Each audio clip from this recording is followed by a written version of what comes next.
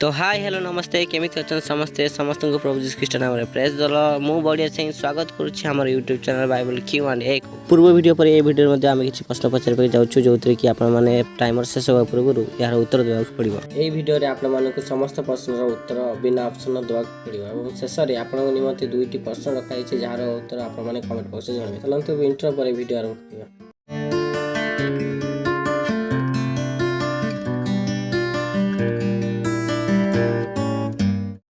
एक नंबर प्रश्न बाइबल रे प्रथमे केउ पशु कथा कहबार लेखा अछि।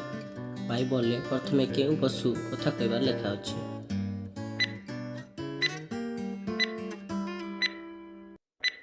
उत्तरटी होछि समस्त भूचर पशु एवं जीवजंतु ठारू चतुर एवं खड़ सर्प।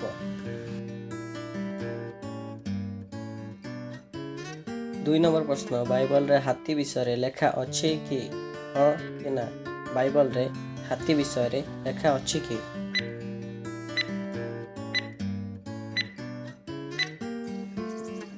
उत्तरटी होछि ना।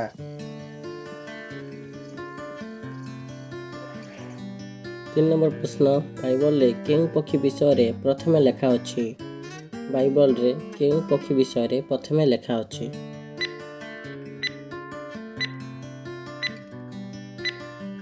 उत्तरटी हैला नहंक समय थिबा डामरा काऊ।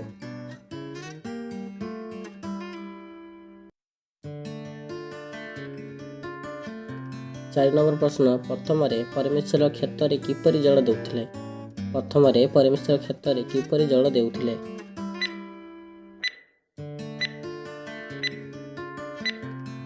उत्तरटी हैला काकर जल।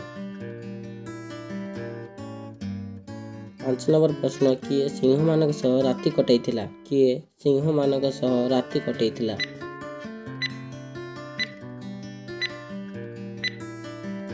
उत्तरटी हैला दानिएल।